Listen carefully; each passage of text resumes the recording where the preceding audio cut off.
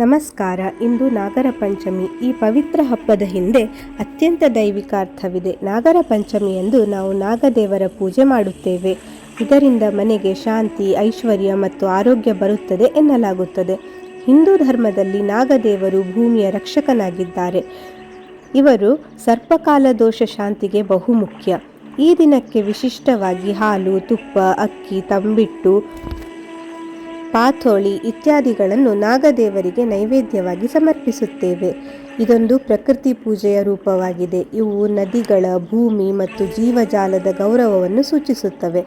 ಈ ನಾಗರ ಪಂಚಮಿಯಲ್ಲಿ ಶ್ರದ್ಧೆಯಿಂದ ಪೂಜೆ ಮಾಡಿ ನೈಸರ್ಗಿಕ ಜೀವಿಗಳ ರಕ್ಷಣೆ ಮಾಡೋಣ.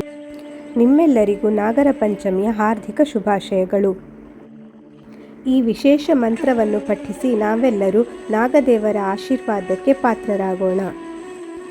ಅನಂತಂ ವಾಸುಕಿಂ ಶೇಷಂ ಪದ್ಮನಾಭಂ ಚ ಕಂಬಲಂ ಶಂಖಪಾಲಂ ಧೃತರಾಷ್ಟ್ರಂ ತಕ್ಷಕಂ ಕಾಲೀಯಂ ತಥಾ ಏತಾನಿ ನವನಾಮಾನಿ ನಾಗಾನಾಂ ಚ ಮಹಾತ್ಮನಾಂ ಸಾಯಂಕಾಲೇ ಪಠೇ ನಿತ್ಯಂ ಪ್ರಾತಃ ಕಾಲೇ ವಿಶೇಷತಃ ತಸ್ಯ ವಿಷಭಯಂ ನಾಸ್ತಿ ಸರ್ವತ್ರ ವಿಜಯೀ ಭವೇತ್.